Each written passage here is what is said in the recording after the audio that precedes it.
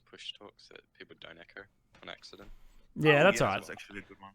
That's all right. I plan to actually go into a special chat somewhere so that I'm free from all of this business.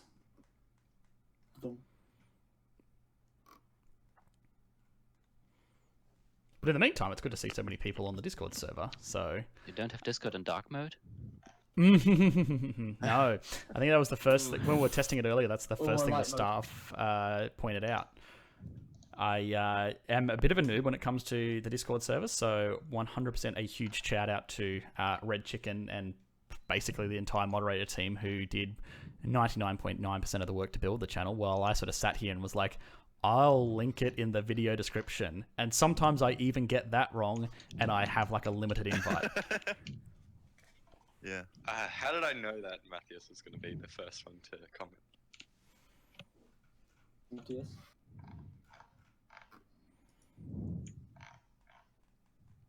Well, I'm too quiet because on my phone, I'm on my phone right now on the microphone. I can change it if it's going to hurt people's eyes. I just don't know how to. I know. Yeah, I've just turned up your volume. Oh, I don't think it's going to let me because it's streamer mode enabled. Okay, Yeah. And let's not change that. All right, hang on. Guide me to how to change the appearance. Somebody in your stream chat just said Bernie Sanders should burn in hot sand. All right, well, I'm glad they're not. Oh, yeah. Could you actually make me a moderator on your stream so that we can actually monitor that? Moderator. Because we don't consider that to be a good thing. Let's not try to kill people. Yeah, all right. Torment them. How do I to do go that? in appearance settings. Appearance settings, you have to go. Yeah, first I got it. for dark mode. Hey. All right, so Red Chicken, say something so I can try and figure out how to make you a mod on my chat server so we can, I don't know, try and avoid some of the drama. Honestly, I have no clue. You have to Brilliant. I believe it's you go into you can go into participants and that'll show names and you can then find names. Or you can like go in the Or you can options just that type. you see when you hover over the. Are you even a participant on the Red Chicken? Hmm? Are you even watching the live stream? Red Chicken. It's red and then chicken. It's divided. I didn't know how to make a proper name. Are you on the stream right now? Yay. I'm in the stream right now. Yes. I can't see on participants. Let me refresh the page. Just say something in the stream chat. Yeah, just did. Red Chicken. I see him. Yes. Yay, there you go. YouTube You are stream. now a moderator for my channel. All right, so you can, as everyone can tell, both on Discord and on YouTube now, which is exciting, we are extremely good at this. So, you know, the idea of this is for anyone that hasn't come to the Discord server before is every time after the video, we get everyone sort of onto a nice big voice chat and we answer questions about the video. 90% of the time it gets hijacked by Australians who just talk about kangaroos. But in the 20 or 30 minutes before they sort of raid the server, we normally have a really good discussion about, you know, some of the economic principles that we may have touched on in the video that we can go into a bit more depth. I'm more than open for people to agree with me, disagree with me. At the end of the day, I try to stay as neutral as possible, but still it's kind of unavoidable that I generally take a stance. When I'm looking at politicians, for example, I tend to take a very positive stance, be it, you know, Andrew Yang, Donald Trump, or now Bernie Sanders. I take their sort of position and argue for their policies. It's just the sort of neutral position I've decided to take so that I give everyone a fair go. I probably find it's the easiest way to discuss their policies productively as well. Am I quiet at the moment? You're perfect volume. Yeah, good volume. Actually, let's start with a question from Matthias, which he tried to say, but he was very, very quiet. If I get the gist of it, of course, Matthias, please correct me if I'm wrong. His question is about the American system, and you state in your video it's quite inefficient in the terms of how big it is and stuff like that. But why and how do you consider it inefficient to actually, or how that system works? I think that was his question. Which is a fair enough question. So ultimately, it's a question of inputs versus outputs. And someone's typing incredibly loud, and that's very annoying. So inputs is you can look at the dollar figures spent by the average American. So about $8,000 a year, the average American spends towards healthcare. Now, of course, that's not everyone's sort of forking out $8,000 at the end of the year in one big lump sum. That goes through their insurance schemes. Obviously, some people are paying nothing. Some people are paying a lot more than that. But on average, an American is spending $8,000 a year on healthcare. And that is sort of your input, I suppose, how much money you're throwing into the system. The other end, you get the output, so how effective that system is at delivering results. And you can see that, obviously America's a developed country. It has decent infant mortality rates, decent life expectancy, but nowhere near as good as, a lot of European countries. Take, my old favourite Norway, or, even countries like Italy or France or Germany. They tend to outperform it while spending much, much less per person on the system.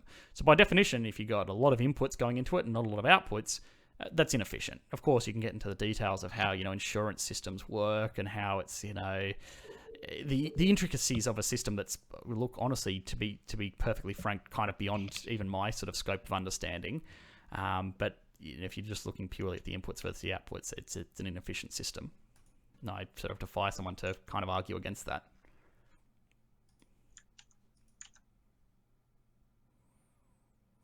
Someone else. Clicky keyboard. Try muting yourself.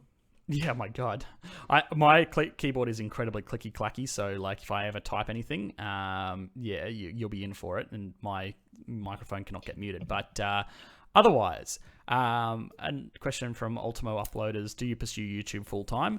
No, I do have. And what is someone taking a bong rip? Yes. This is also why we should go to the actual stream little thing. Yeah. Oh, well, we'll see. Okay, all right. Well, moving everyone's going to be a bit fun. No. Just if they have a serious question to ask, that's all right. I'm going to go into my perfect little quiet den. One of the general staff can come with me to have a discussion. Yes, you can just move. I will quickly tell the people.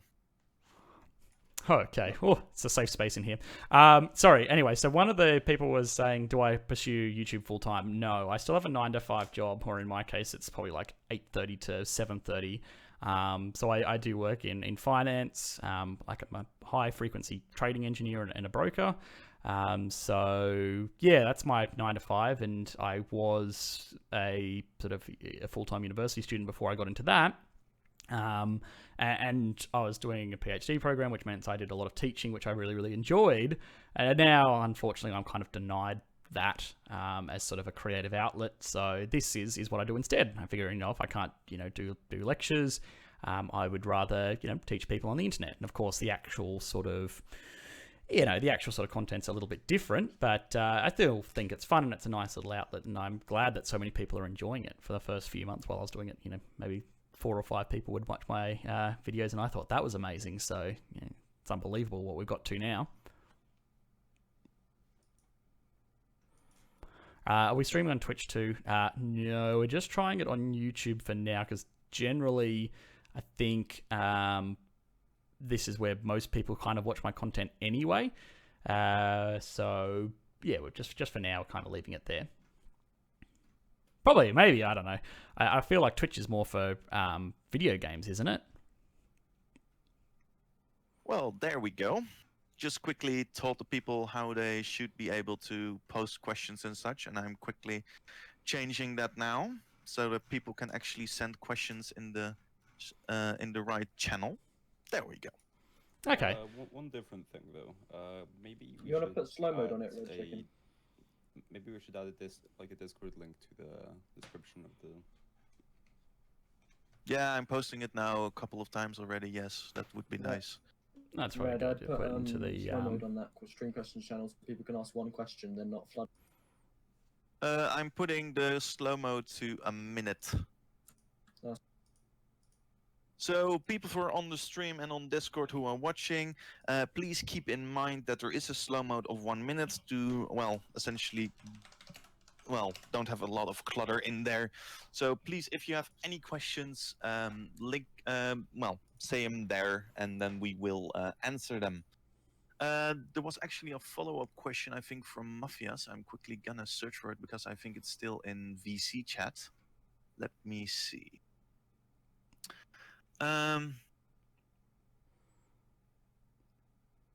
Mafias actually would like to see how how you compare it, for example, towards the Swiss system in efficiency, for example, also compared to Germany and France, where you factor in equality, average income, and costs like that. So he actually had a kind of little graph a sheet on it as well. Yeah, I've got it up now. So I actually, to be honest, don't entirely know what I'm looking at there. Average income. Okay, well that's simple enough. Healthcare costs. So Switzerland's almost as expensive, and it is one of the most expensive countries in the world. HCC to healthcare costs to average income. Okay, yeah. Over HOQ. So I don't know what HOQ means. That's the only thing that's not making sense to me. So healthcare costs over average income. Obviously, Switzerland has very expensive healthcare, but they tend to have very, very high incomes. And I'm not sure exactly where those figures are coming from because it seems pretty low. But yeah, I mean, if you can explain that to me, I'm more than happy to sort of go over it. Economics of Twitch when? Show tits, get money. Oh, God. Oh, for fuck's sakes, don't say that. Hey, come on. You don't swear either. Oh, this was supposed to be the safe channel that was audited before you entered it. Two swear words within 30 seconds. You guys are the moderator team. Yeah, well, look, honestly, to be perfectly frank with you, while we were sort of setting up this Twitch server, it was something that's completely beyond me. All of these modern kind of companies that just tend to have lots and lots of participants, but no real clear way of making a lot of money. I was getting an education on it literally not more than half an hour ago, how Twitch makes all their money, because it's a huge sort of platform. It's got, just on our server alone, probably like 3,000 or 4,000 people just sort of posting and chatting away, which would take a lot of servers to run. But apparently there's obviously Prime subscriptions and things along those lines. So I think the modern business tends to be, how do I attract as many users as I can, and then I'll figure out how to make money out of them.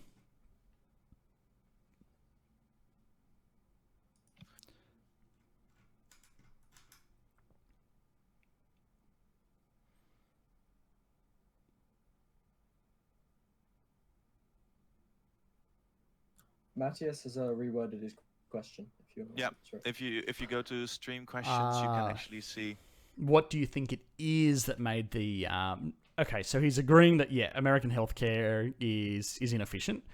We can kind of see that. What do you think it is that has made it so inefficient? It's a really good question. I mean, look, again, the complexities of American healthcare systems, I know it's literally a university subject in itself.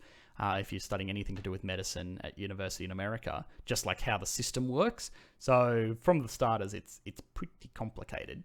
And again, there are private healthcare systems all over the world. In Australia, where I live, we have a combination of both.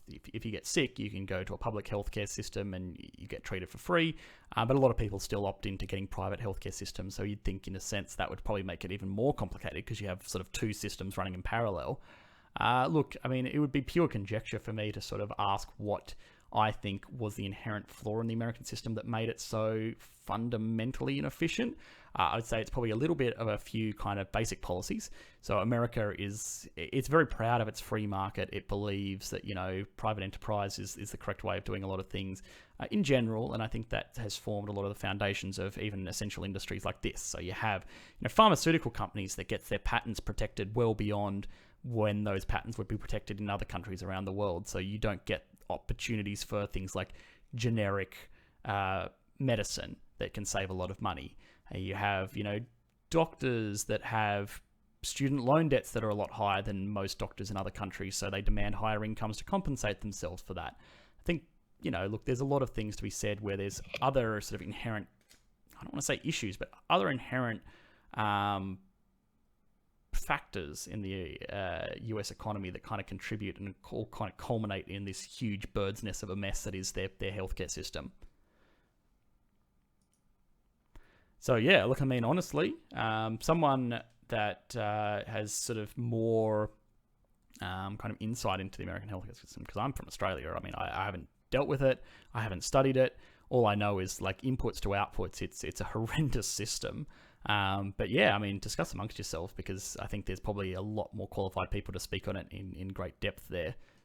But I'd be curious. I mean, as you probably sort of asked it in sort of a loaded way, did you have anything that you believed would be the reason? Lisbon asked, what are your thoughts on free college? Well, I'm kind of for it against it in a sense. In Australia, I think Australia has a fantastic system. We have a system that we call HEX, which sounds like a witch is putting a curse onto you, but what it is basically student loans to get a university degree, but it's not done through private businesses, it's done through the government. So the government will have this thing called HEX. You sign up for it and you can go to university, you can study whatever it is that you want. Now, you don't actually start paying back that loan until you earn over a certain amount. So in Australia, it's about $52,000, I believe. Once you earn over $52,000, you then pay a much, much higher tax rate until your loan is paid off. So the idea is, obviously, if this university education was good and it made you a more productive member of society and you got value out of it, you'd earn a higher income, and you would in turn be able to pay back this student loan debt because you'd be earning more than $52,000 a year. So I think it's a good system. It doesn't put anybody in financial hardship if they don't get a job after university, but it means, people that are going and getting productive degrees, pay their fair share and get it back. Actually, that's also a question which Luke Corbin actually posted in YouTube, that he also thinks it's largely due, the healthcare system is due to the high prices of, for example, education within the United States. And if you look at the United States, there is quite a lot of, colleges, universities, which are very expensive and, of course, all privately run. On the one hand, it ensures that there is enough, supply around, because if there's not enough supply, automatically, that is the law of supply and demand, of course. You can debate about it all you want. If there's low supply compared to high demand, the prices will go up to meet it in the middle. But that could be one of the things that actually makes it quite more expensive in the long run, indeed. So there are, quite a few sides you need to see in that kind of regard. And that's, of course, with economics always the case. It's not just one factor. There are so many factors that we rather have too many factors that we also forget factors, instead of there's so little that we can see them all. Yeah, there's certainly a lot to be said for it, and I think, that would honestly be my first go-to. I mean, obviously, doctors in Australia, in America, it's not unheard of for them to literally start practicing with $1 million in student loan debt. So, I mean, with that, they, these are some of the smartest members of our society. They want to be compensated for it. And yeah, I mean, look, it's something that could probably be argued all day. And what the correct answer is for it, I don't know. I know a system where it's a lot more streamlined, and certainly a system where, obviously it's outside the scope of economics, but, where people aren't going to have to beg for insulin on the internet. It's probably a good system. One thing that hasn't been mentioned is I live in Norway, by the way, where we have free education, free, and there's far too many people getting master's degrees to the point where there's not really enough workers. So it's really hard to get jobs unless you have at least a master's, or almost to the point where you kind of need a doctorate, which is insane. And yeah, again, this is conjecture. I mean, for starters, for those of you that aren't aware, I freaking love Norway. I think it's a fantastic country. I mean, both as a tourist and in terms of a lot of things that they've done really correctly. But I think this constant sort of race of upskilling is potentially an inherent flaw of most modern developed economies, where the average roles that are available in places like Norway are very skilled, very technical roles that require, a certain amount of education. And that means that it's kind of an arms race of who can get the most kind of education done. And it also has a system that's very conducive to doing that. Obviously, fantastic welfare system, which means studying is quite pleasant. You don't need to take on crippling amounts of debt, which means a lot of people are just sort of like, oh, well, look, I want to get into a good job. If it means I have to take, 8 years and do that at university until I can get an undergraduate and master's and then a doctorate, okay, no worries, because then I can walk out with a good job. And, if in the meantime I'm comfortable and well looked after and I can enjoy university life like I can in Norway, because there are systems in place to make sure I'm very comfortable doing that, I like, speaking purely from my point of view, hell yeah, that'd be something I would do if I lived in a country like Norway. The other thing is, I don't know, like, again, purely conjecture, but Norway is a country of pretty extreme conditions. It would not want to be the kind of country where you'd want to be a labourer. It would not be the kind of country where you'd want to be a plumber or someone out there laying roads or building bridges, because, bloody hell, it gets really cold. Those conditions are extreme. So for what it's worth, I think perhaps there's the extra incentive that, oh my God, I need a job that's inside where I'm going to be comfortable. I don't know what that's worth, but surely it contributes something. It's not actually as bad as people think. We have the Gulf Stream, of course, which does mean it's not actually that cold most of the time. I mean, for sure, certain places it gets really, really cold. Like I've gone skiing in -20 Celsius, but it's not as bad as most people think. Fair enough. I think I'm Australian, so I am Australian. There you go. I answered 2 questions with 1. And I'm from Sydney, where, in winter, if it's a cold day, it'll maybe be 15 degrees Celsius. And that's when, oh my God, bring out the ski jackets. I go skiing and stuff like that, where obviously it gets, colder. But there's something about a country where, you're just walking around a city and it's below that really gets to someone like me who's used to nice temperate climates. So, again, obviously it's purely conjecture, but, I, for one, would not want to be a labourer in Norway.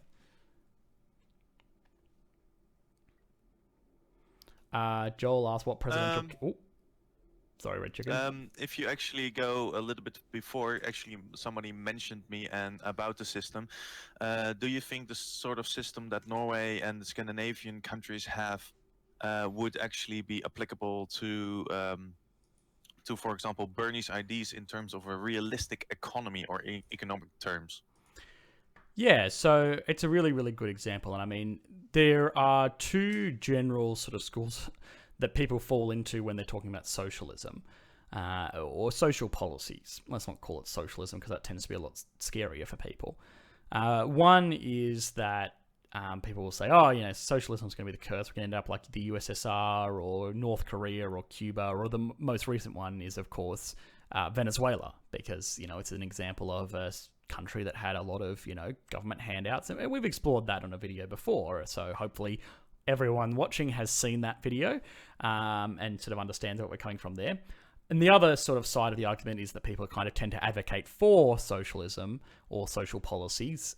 Look at places like Norway or Sweden, particularly Norway, because it does a lot of things amazingly correctly, and it does have sort of very social policies in their nature to look after the citizens of the nation. I don't believe it's outside the scope of possibility to adopt a system like Norway's in the USA. Of course, there are a few big differences. Norway is very lucky in the sense that it had a lot of oil wealth, and a lot of that oil wealth was able to be reinvested into building their sovereign wealth fund that provides a lot of welfare for the citizens of the country. America, of course, has a lot more wealth in total, and that doesn't come purely from its oil reserves. It comes from its industries, its multinational corporations, its innovation, things of that nature that still generate revenues for it. It's just that it's not as sort of simple as we pump this out of the ground and sell it for dollars. It's more we innovate this and we sort of sell it all over the world. So look, I mean, a lot of the systems for Norway could work. And a lot of, people sort of say, oh, well, it's only a country of 6 million people. Of course they can do it. But I don't know if that's really an excuse. There's no reason that it can't be scaled up. Americans are fantastic at making things bigger and better than any other country. So why can't they make the Norway system bigger and better just to fit them? Will it happen? I doubt it, because a lot of the powers that be, the person that I was speaking earlier from Norway will probably attest to this. People that are highly educated, maybe go out and get their doctorate, are on aggregate in Norway sort of paid far closer to the average worker than, highly skilled professionals in the USA. If you're a neurosurgeon in the USA, it's not unreasonable to expect, $1.5 million in total compensation for the year. If you're a neurosurgeon in Norway, don't get me wrong, you're still going to be paid extremely well, but I would imagine that the average... It's actually really funny. I can give you a good example of a friend of mine, or a friend of my dad. He is a neurosurgeon in the Netherlands. He used to make about 350,000 guilders when it were guilders. So let's just quickly exchange it to euros. But now he is employed himself. But due to the fact that he is everywhere and nowhere, because he works in 3 hospitals, 2 private clinics as well, he's billing much more stuff as well to different hospitals. So the prices also jump up. And how complexer the system is, of course, also the price jumps up in general. That also brings me to actually somebody who wants to has a question, and if you would like me to move him in. Yeah, absolutely. And before we do, oh my god, I'm just looking at the analytics for the Bernie video. I knew this would be a controversial one. It is literally the first video that I've posted that's fallen below a 90% like rate. God damn, there are people that are extremely angry in the comment section. That's all right. Wow. I got into my downvote shelter for that. Anyone in the streaming platform that has not liked the Bernie Sanders video, please go and like it. Oh my god, my lovely like to dislike ratio. The algorithm will slap me. It was a little bit expected. It is a decisive issue. I'm gonna move in the member now. Oh, of course, now I know that. So hello, and please ask your question to EE. Hello, EE. So in your video, you talked about how under the current system, there's a lot of people working in the insurance policy, and if we switch to Medicare for All, a lot of people would lose their jobs, and that's a bad thing because you express how they were good jobs and stuff. And my question is that not like, if we go to Medicare for All, is it not a good thing that these people lose their job? And because it's a pretty useless industry, in my opinion, that can be replaced with Medicare for All. And shouldn't we have instead good policies that help redirect these people towards more useful jobs for society and for themselves? Yeah, so fantastic question, and this was actually kind of one of the arguments I was making. So for clarity, Souls, I'm assuming Souls sort of asked, look, one of the big points and one of the big counter arguments I made to one of Bernie's policies is that, the healthcare service industry in the United States is by far the country's largest employer. There are more people employed in the healthcare services than there are, in retail, which you think is like the most basic generic job for everyone. It's a huge industry and it employs 17 million people as of 2019. So it's massive. And if we move to a healthcare system for all, where a lot of those kinds of auxiliary middle management types, insurance administrators, general medical administrators are kind of not necessarily needed, that means massive unemployment. Now, Souls has sort of said, okay, cool, but sure, they're going to be unemployed and unemployment's bad, but these guys were pretty much in useless industries. And that's actually, a very, very fair argument. And it's kind of the irony of what I was trying to say is the average person that's going to be arguing against Medicare for All is going to be saying, won't people think of the jobs? All of my, friends work in medical work, and if you take this industry away, they're going to lose their jobs to, communism. But the counter argument to that is literally like, you know, the same kind of people, you know, the don't tread on me crowd, the laissez-faire market capitalists, you know, for better or for worse, tend to argue that the guiding hand of the market is correct.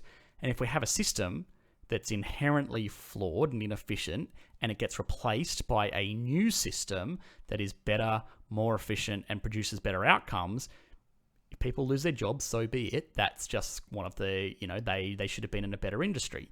Now, if you apply that to any other company, so if it was, I don't know, Apple making iPhones, and then Samsung came along with a phone that was cheaper, lasted longer, had better sort of specs all around, and all of Apple employees went out of business because the company went bankrupt and had to shut down, as a fair market capitalist will be like, yeah, hell yeah, you know, that's the guiding hand of the market. You should have made better products. If it comes to the medical industry, though, oh, no, don't do that. You know, my doctor will be fired, or, you know, Jen from hospital accounting won't be in work anymore. So it's probably a little bit of a hypocritical argument. So in my opinion, yeah, look, I mean, it's going to suck that obviously, you know, people will be out of work. That's never a good thing. And there are economic sort of knock-on effects from large-scale unemployment. But overall, yeah, it's, you know, one of those things. If it's a better, more efficient system, you know, you've got to pay the price.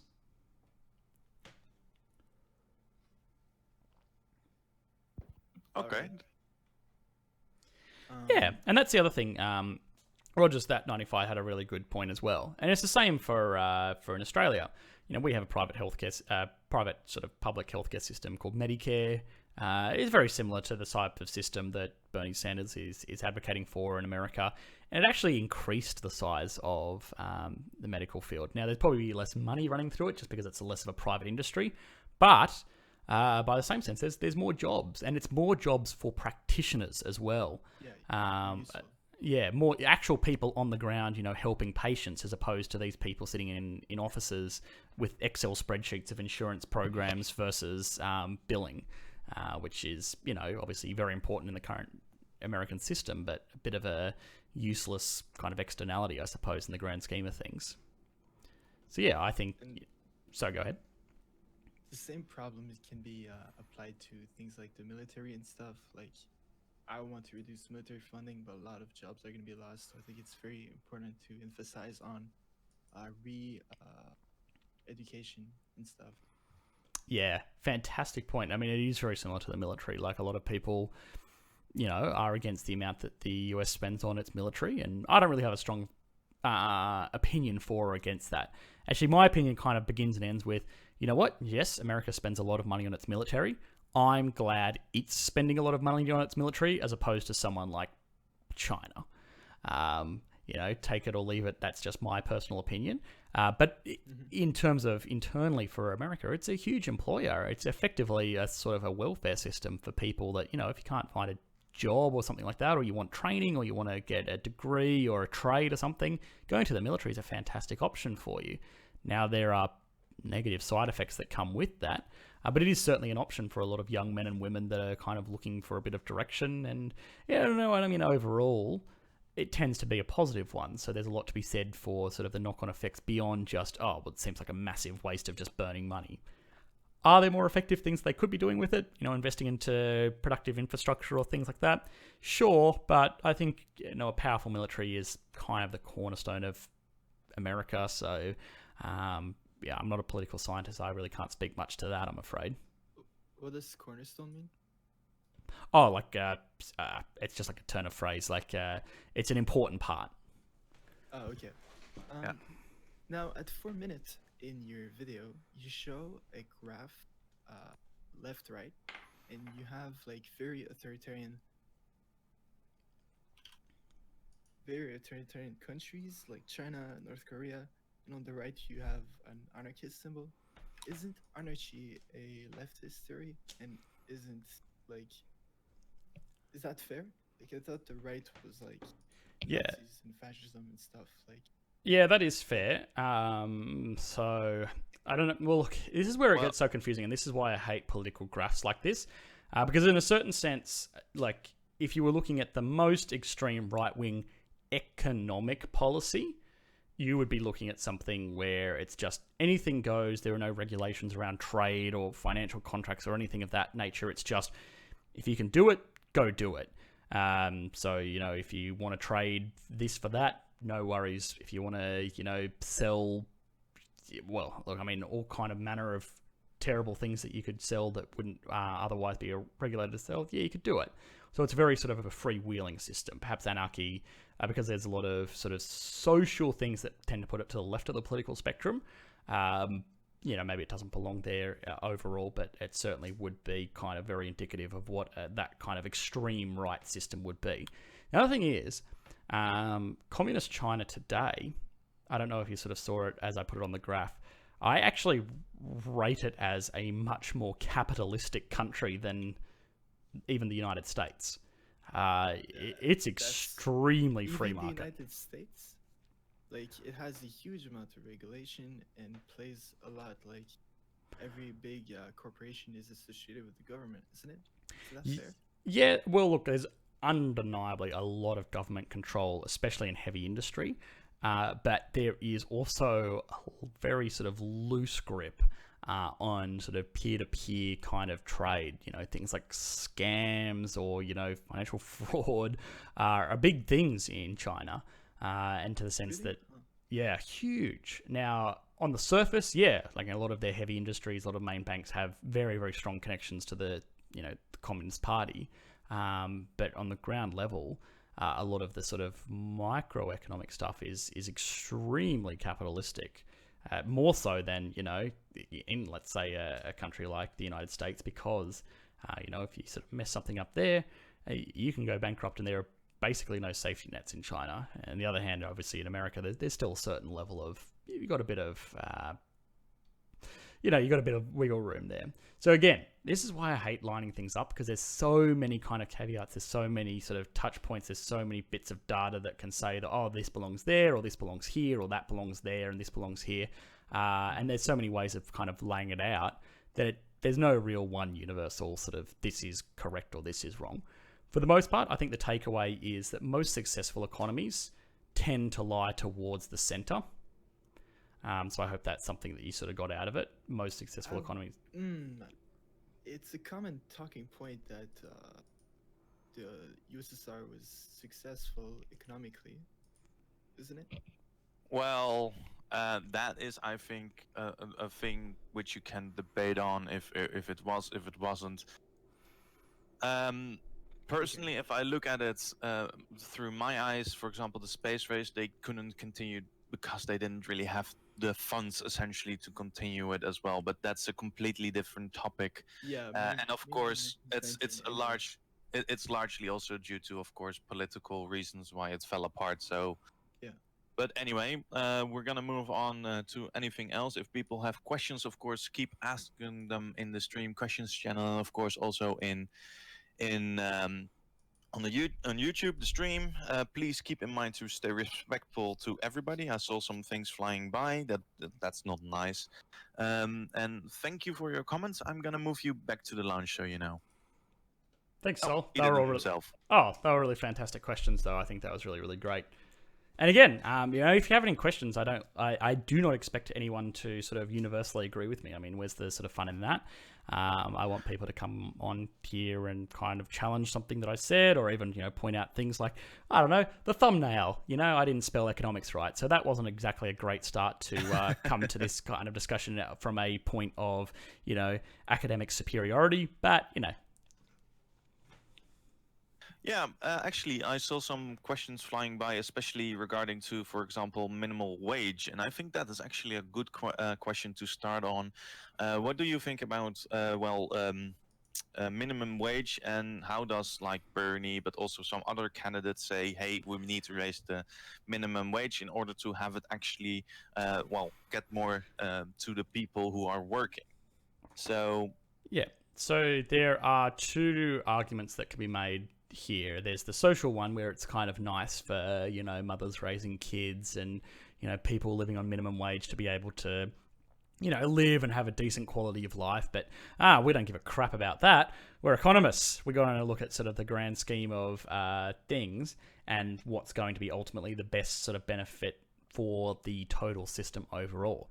And certainly, I think, look, I am certainly in support of a higher minimum wage. For reference, Australia is a country that has an extremely high minimum wage. They certainly look after workers, but it's also tiered. It gets higher the older you get. So there's a lot to sort of be said for it. Now, I think it ultimately comes down to people's marginal propensity to consume. So a quick economics lesson, and I'm sorry for people, watching the live stream now for entertaining debate, but you're getting an economics lesson instead. There's this sort of theory in economics called the marginal propensity to consume. And what that is for every extra dollar in your pocket, what are you going to spend and what are you going to save? So for someone, let's say someone that's living on minimum wage, they're probably spending pretty much every dollar that they get. So if they get paid an extra $200 a week, that's fantastic for them. That means that they are going to be able to buy that extra load of extra load of groceries, do their laundry, more times a week, or fill up their car with gas without any issues like that. They're pretty much going to spend all of that extra $200. So that means that their marginal propensity to consume is 100%. Now, let's say it's an individual, like a professional, a very, very wealthy individual who's making, $400,000 a year, and they get an extra $200 a week. Now they go, oh, well, cool. I mean, it's still free money. I have nothing to sort of sniff at. But instead of spending it down at the shops or at the gas station or whatever, I'm going to save it. I'm just going to stick it in my, hedge fund or even my savings account. Which means that their marginal propensity to consume is 0%. For every extra dollar they get, they consume 0% of it.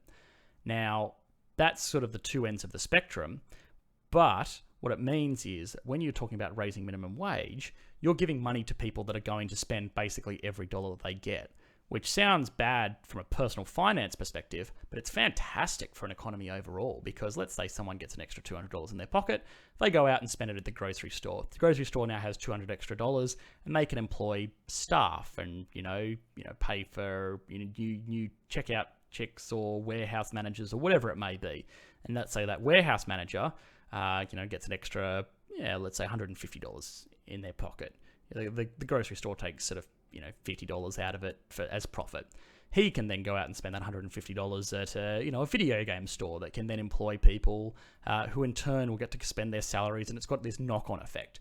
Whereas if you're giving money to people that already have a lot of money, they don't tend to spend any more than they already do. It just tends to get piled into a bank account or an investment portfolio somewhere. So there's a lot to be said for channeling a reasonable amount of money to people that have a much higher propensity to consume. And that is done through, things like minimum wages, raising minimum wages. The counter argument, of course, is inflation. Was that something that you're going to say? No, not at all, actually. Because I would enlighten you on the different side of the coin. Because what you're telling me is, of course, a very good thing, that if you give people money, and especially on the lower side of the economic prosperity of people, so with minimum wage jobs, they tend to indeed spend a lot in comparison to like higher income individuals who are much more likely to indeed save it instead of spend it. However, I think one thing you gloss over, and I also know with the second thing what you wanted to say, with, for example, cost. But I think it's also detrimental to the people themselves who are getting minimum wage, because in the end you're gonna give people minimum wage an increase. That means that everybody is gonna get that increase. However, we still need to consider that the marginal gain in efficiency may not apply here. Why? Because people who have a lower are at the lowest form of income, lower grounds of income, they may not be as efficient as higher paying people. Because if you have higher paying people, they actually most of the time are given the chance to grow and get more money through promotions, for example, while the people who are on the bottom of it, they don't really have that chance. A very good example is Shenzhen in China. Shenzhen in China has become, from 30 years ago until essentially now, from maybe 30 years ago is a little bit optimistic, but from a tiny fishing village outside of Hong Kong into a city of, I think, 20 million. However, at the current moment, everything in that city is so expensive that workers can't live inside the city anymore and stuff like that. So they have been raising up essentially the minimum wage within. However, what resulted in that is replacing of those people. So there is not more jobs, there's just replacing to automation, resulting in less prosperity for those who are under, at the bottom, instead of actually giving them more money. As in essence, what happens due to efficiency gains through automation, they are rather having automation as a capital good investment, and that results that the people who are not efficient enough anymore will essentially be forced out of their job, and the people who will be efficient enough, they get more money, but overall stays not the same. Yeah, so look, I mean that's the other classic argument as well, and there's a lot to be said either side of that, and it's certainly something that I agree with. That obviously having a minimum wage means that it's going to workers that are probably ultimately less efficient, and Shenzhen's an amazing city for a lot of reasons, and ultimately sort of my way of leaning on it is, sure. If you have a system where you've got higher sort of minimum wage as a standard, you might find that people kind of lean on the system a little bit more, and perhaps average worker innovation is lower, and that's something you'd have to toss up with the effects of having, on average, wealthier citizens. In my opinion, again conjecture, I'd have to read sort of articles to actually sort of relate to this, and there are sort of studies that kind of go either way, so it depends on sort of who you ask, I sense, in terms of the economic community. Having wealthier citizens is one of the biggest determinant factors of a successful economy. It's something that kind of goes hand in hand. You have wealthy citizens, they can have a wealthy economy generates wealthy citizens. It's one of those circular flow kind of things. But yeah, I mean, absolutely. I mean, Shenzhen's an amazing example of what freewheeling innovation, and kind of just absolutely go for it, loose kind of regulation around everything, just go out there and innovate and build the most amazing city you possibly can is. It's a city that I actually, I say I love it. There's I spent a lot of time in there up until a little while ago. It's an interesting place, certainly a very cool place, but I'm not sure if I'd actually want to live there full time though. Of course, that's the second question. But I think especially with government regulations, I think I already put it up there as, for example, the Netherlands. We're digging a hole for ourselves at the moment with regulation. Because if you look, for example, at that's also a question from people. I think it's a little bit too political to have it in a discussion of economics, but we can still look at the macro effects. That is the new Green Deal, which Bernie also put up. And if I refer that to, for example, the Netherlands, we have, a very big crisis at the moment. Within the Netherlands, we have nowhere else with PFAS, which is a substance. I don't know exactly what it is, but it can result in diseases, but it is so minimal that it's not really a big thing. However, we make it a big thing because it's essentially every piece of sand or kilo of sand is currently now being tested that it has too much. And we're not talking only at industrial sites. No, we're talking even in nature, everywhere. It's everywhere. And then we also have the nitrogen discussion of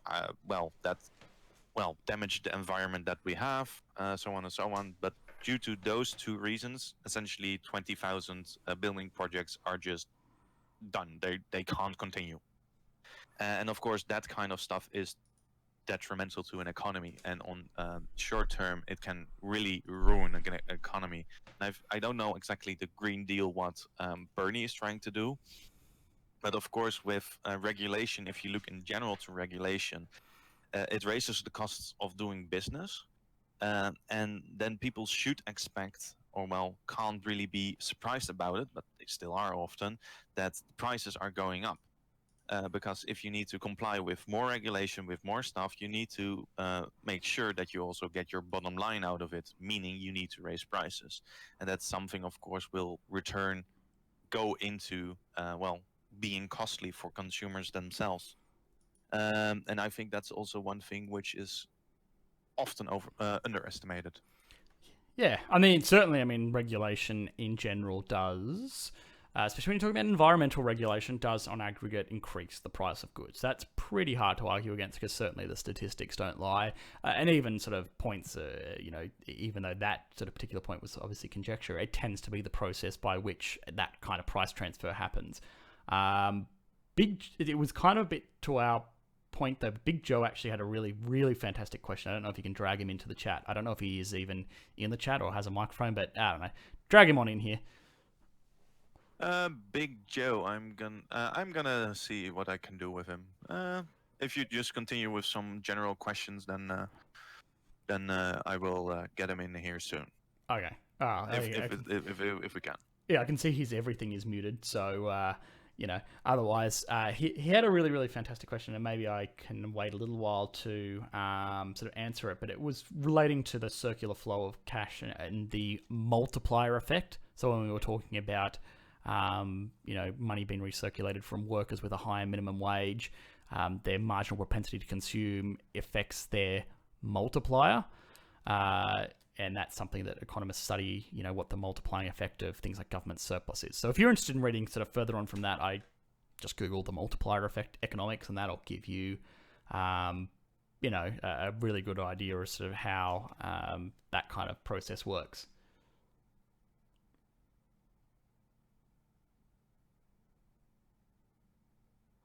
Yeah, and this is posted a response in the stream questions. Oh. So many things to keep on watching. Hey, Big Joe. So you had a really, really good question, and Matus actually kind of asked a very similar question in a very Matus way. He always likes being extremely hostile to me, but I love it, and that's why he's a member of the moderator team, because he doesn't kiss the butt. He speaks his own mind. But you seem a little bit friendlier, so ask your question. My question was that don't banks just regulate the money that rich people save, because by loaning to people who don't have the money in the moment? Because I watched your video about trickle down economics, which is like a term that is used to criticize jab at supply side economics, and I didn't want to be one-sided, because you kind of boggled my mind. So yeah, my question is, don't banks just regulate the money and give some to the poor people? And when you say regulate, I think you mean recirculate? Yes, like recirculating. Yeah, okay, cool. I thought so. I just wanted to double check. And that's a really, really good argument in the sense, but there are a few big caveats to that. Now, Mathers there sort of laid it out in a really eloquent way, and I don't know if people on the live stream can sort of see it in a large enough way to actually sort of read what he said, but it's effectively the same kind of argument. Sure, rich people don't spend as much of their money on goods and services and consumer items. They, tend to save at a higher rate than poor people do. It's just sort of the way the world works. But they aren't stuffing money under their mattress. I mean, some of them might, but most of them won't. Most of the time, they're going to put it into a bank or into a portfolio of shares and things like that, or they're going to invest into capital. And that means that banks or those businesses that have been invested into can then, in turn, invest into productive industries, or they can invest into, factories to build more goods, which means as more goods are being produced, they become cheaper. And that is certainly a really, really good kind of argument that over the long term, that sort of brings prices down. That, in a sense, is true, with a few big sort of caveats if you think through the process. If all of that money has been invested into productive assets, so let's say we pay a rich person an extra $1,000 a week, fantastic, they're going to save all of it. They've already got everything that they'd ever need. They don't need to spend any more money. They just want to invest their money to make even more money. Now, let's say that he invests that in or he or she invests that in a factory that then goes on to produce, bread. And that bread factory sort of competes in local markets and pushes down the price of bread. That means, effectively, the average person has got a pay increase because now they're spending less of their money on bread. And that's, deflationary pressure, which is bad for the whole economy combined, but, good for individual consumers. at least in the short term. And then sort of Mathis has said, well, I mean, yeah, that's an example of money being recirculated. Doesn't that effectively give us the same kind of end result? Isn't it even sort of in a bit of a fairer way because it's going to people that have probably genuinely earned that money? And then yes, but two big things to take away from that. One, it has to entirely be put towards productive infrastructure. So if in a sense, let's say that same person got an extra $1,000 and they said, yeah, okay, shares are cool, but what I would actually want to do is buy an investment property. I'll buy a property that I'm going to then rent out. What that does is it increases the price of a house that he buys because suddenly there are more people out there in the market, more demand, same supply of houses, pushes up the price of houses. He now has a bigger, more valuable house that he can charge more rent from. Rent and housing expenses are a huge part of most household budgets, which means the prices are increasing. So it depends on where that money is recirculated to. When it's just recirculated to poor people, it tends to be that marginal propensity to consume gets recirculated amongst other people in a similar kind of case, primarily on things like retail. So that's the distinction there. And of course, it's very hard to follow the life cycle of a dollar. So it's very hard to see exactly where those rich people are sort of spending their extra $1,000 that they may receive through tax cuts or whatever it may be. That's generally where it's going in a very oversimplified system.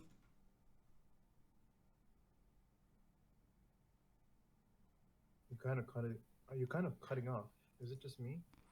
Oh, I hope not. I can hear him just fine, so I think it's you. Okay, sorry. RCJ 200, that is an extremely controversial opinion. How dare you?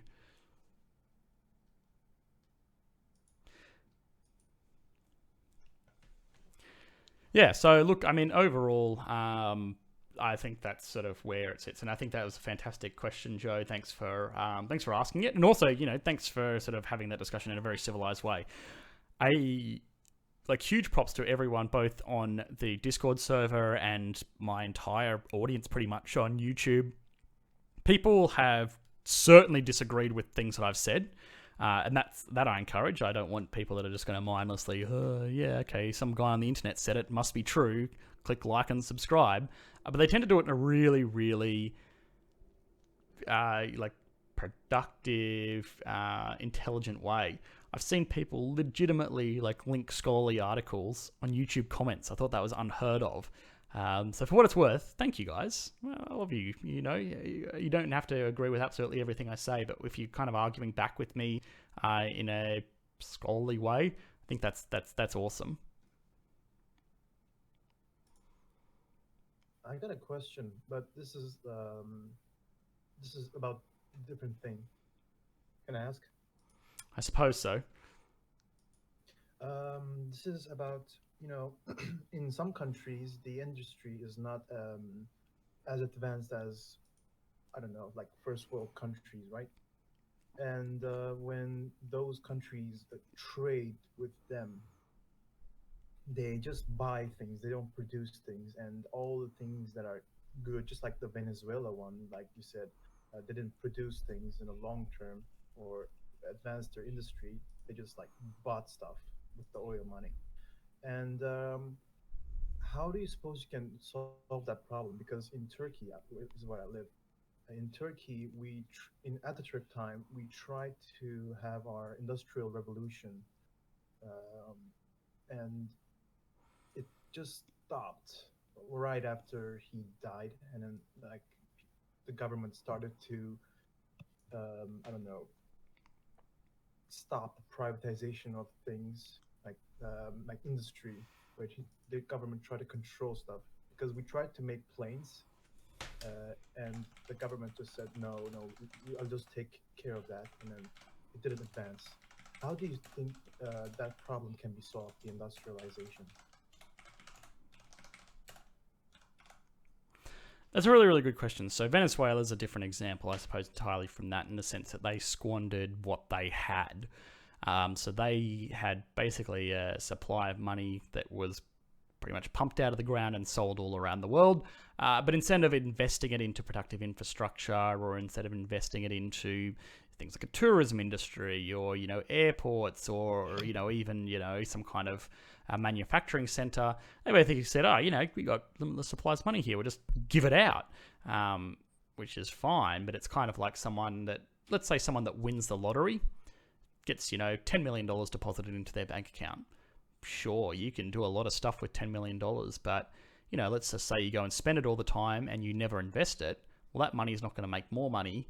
And eventually, no matter how sort of frugal you are with it, you're going to get to the end of that money. And that was the problem with Venezuela. They had pretty much equating skills, like just using the money to do stuff, but not improving yourself. Because if you're not improving yourself, you're never going to produce and make more money.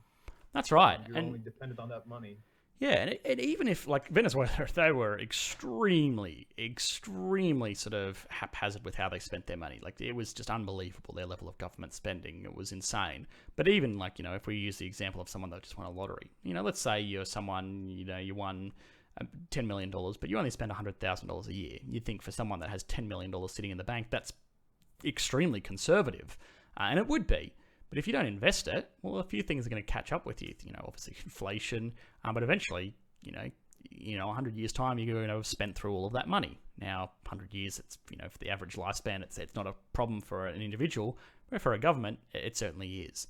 And the same kind of thing is true. They didn't invest in anything that was going to make them more money beyond what they sort of dug out of the ground.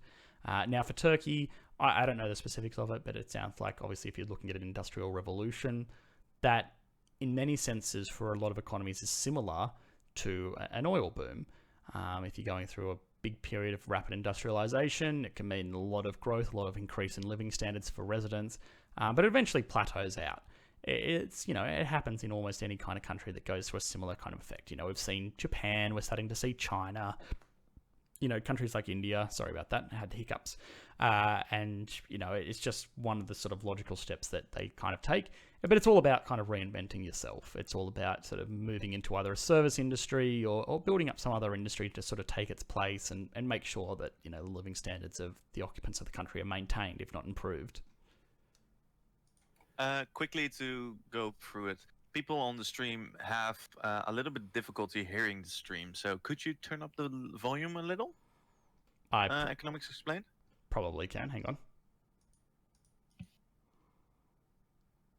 I don't think it needs to be massively increased, but it is indeed, especially if you have guests who are speaking who are a little bit softer in their tone, they are actually not that heard that well. So.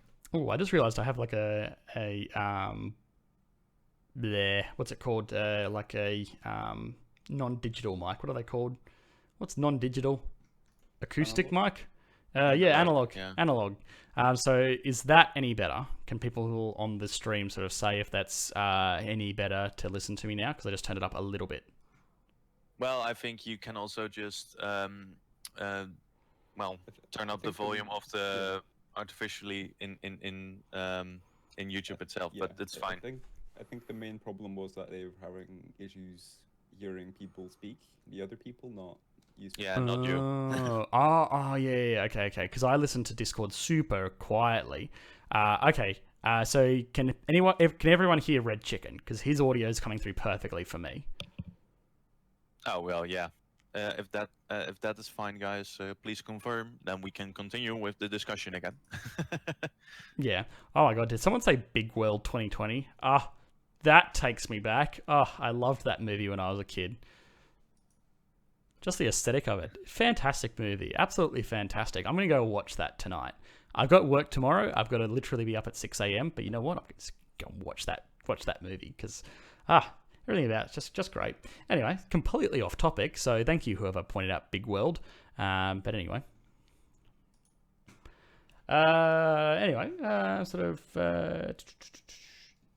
It seems to be fine now, apparently. So that's good. Excellent. Yeah, if it is, I mean, this is absolutely our first time doing this live stream. So it seems to be pretty good. At the moment, we have like 290 viewers sort of engaging, which is much more than we'd sort of get in the standard Discord discussion. And there's a lot of people that are asking some, pretty fantastic questions. You work EE, as in, do I have a job? I suppose. Oh, okay. Yeah, so I sort of, I have a job, yes. So I was discussing this earlier in the stream, but that was only when we had sort of maybe like 3 or 4 people on the YouTube stream. So yes, I am an Australian. Being an Australian is not my job.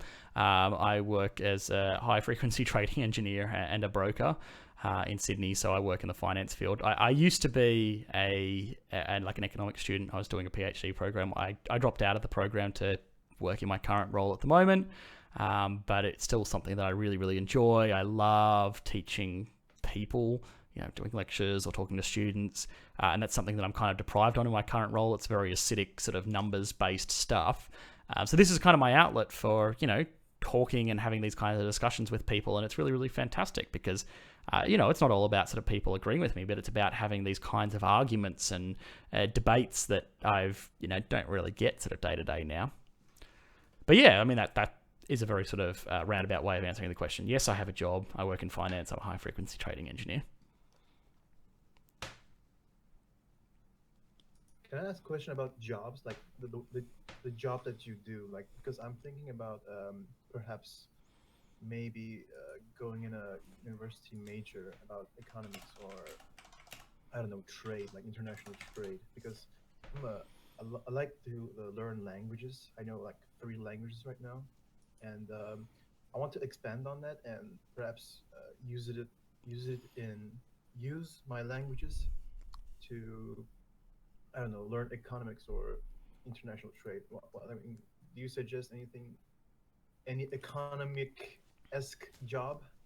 Well, I mean, speaking 3 languages is certainly something that's really, really impressive. I only speak 1, so he certainly got a big leg up on me there, and it is something that is... I know Chinese. Yeah, well, I mean, yeah, there's a lot to be sort of said for that, because actually, like, Chinese market is huge, and their average sort of customers don't actually speak English, so it's one of those things where it's a really useful language to have. All of it, I mean, besides that, of course, if you are sort of interested in going to economics, just remember, a lot of people think of economics and they think of, Wall Street kind of mortgage or share brokers, getting on the phones and, having, 17 monitors open in front of them. And that's certainly something that you can do with economics, but it is not economics itself. That's more finance. If you're going to do economics, just remember, in essence, it is a social science.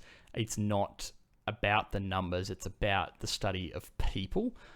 So take it as you will. My advice is to mix it with something like business analytics, which is what I did, which meant that, with my foundation in economics mixed with a really, really strong understanding of like business mathematics and statistics, I was able to move into pretty much whatever role I wanted. I moved into sort of financial modeling, engineering, risk analysis, just because, well, I mean, to be honest, it paid really well, but also because it is something where there's a lot of demand for it, and it's something that if you're skilled, it'll always be something that there will be sort of that kind of demand for those kinds of people. So if you're interested in international things, fantastic. Mix something like international studies with some kind of analytical studies, and you'll be like the most hot commodity out there. Trust me. If you're good at sort of statistics, it's amazing in this kind of current world. Oh, statistics. I also suggest Math. going into doing some kind of computer science next to it, because computers are taking over. It's not really so you need to be able to be on your feet, and you don't really want to be replaced. Yeah. Oh, absolutely. One of the questions was, can my job be replaced? Can my job be automated? Well, legitimately, half of my job is automating stuff. So, yeah, it absolutely can. It can't be automated when I'm the automator.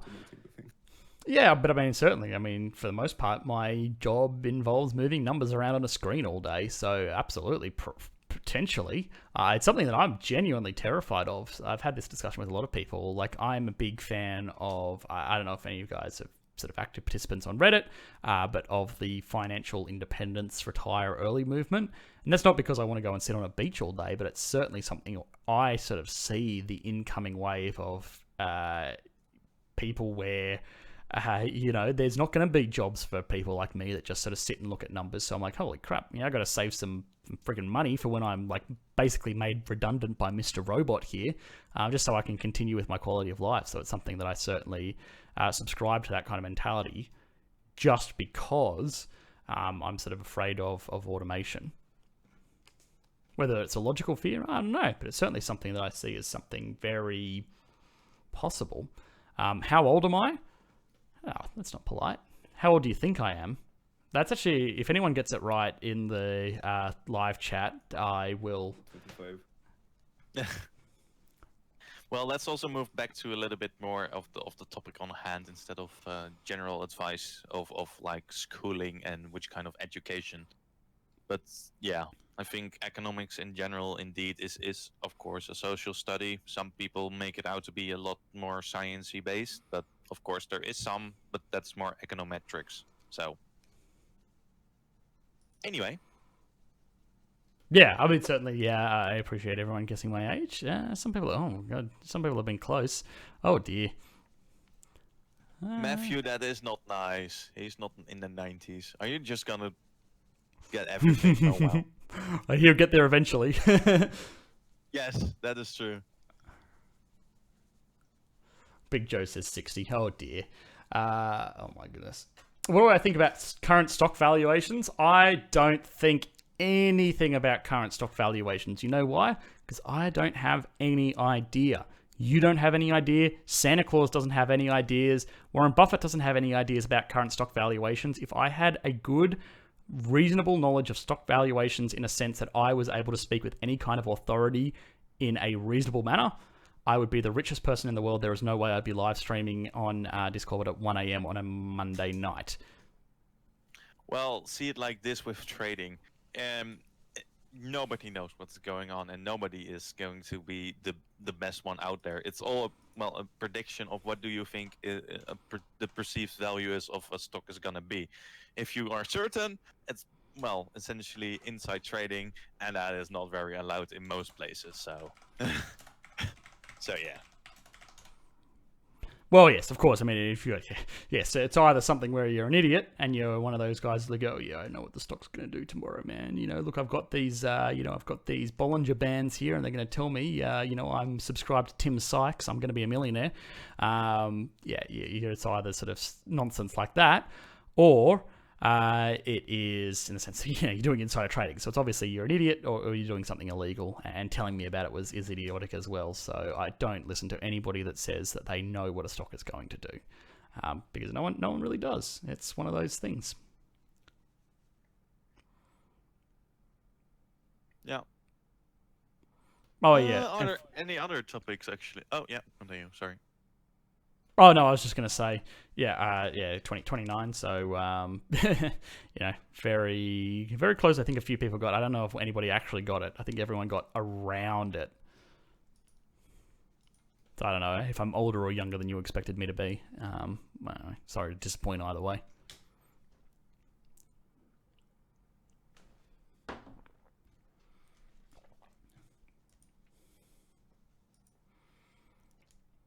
Wall Street Bets is a place for financial advice.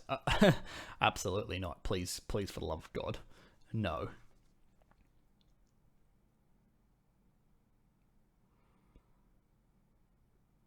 Oh, this is actually a really interesting question. It's a bit off topic, and I mean, it's again in the sort of stock market advice thing, which, again, I can't speak of any kind of authority, but it's something I've been following for quite a while.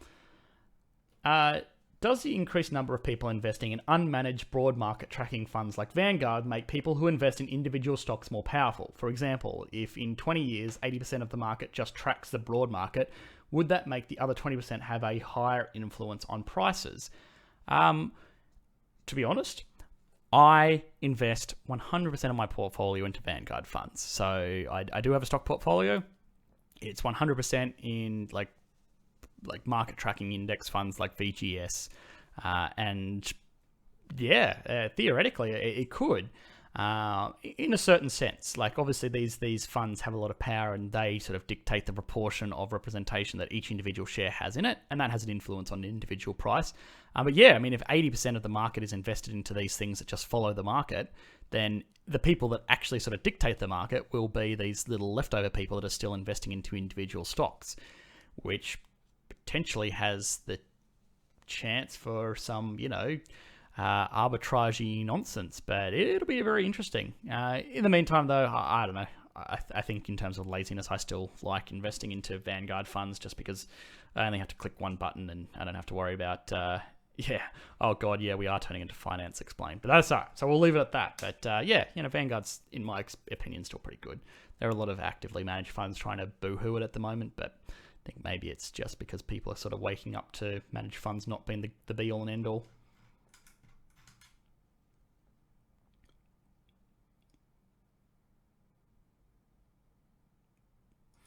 If this stream has proven anything, it proves that you can't teach Keynesian economics. Oh dear. Well, that's a bit of a shame. I'd like to think that there's still a lot to be said for Keynesian economics. So I don't know. Try and learn it. Most of my videos sort of have Keynesian sort of philosophies on there, for better or for worse. And I'm ducking and covering right now because I feel like this chat's about to turn against me. But yeah.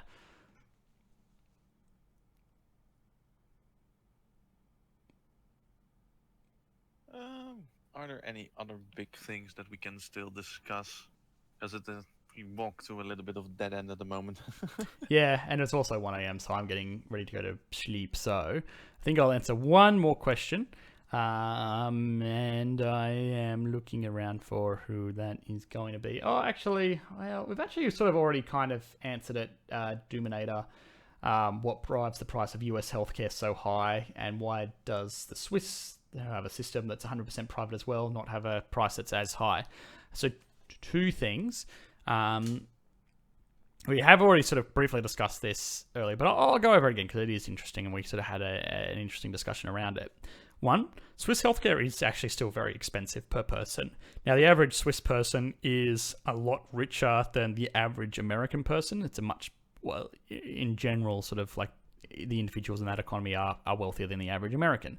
So proportionally, their income is spent a little bit less on healthcare, even though it actually per person is towards the same kind of cost.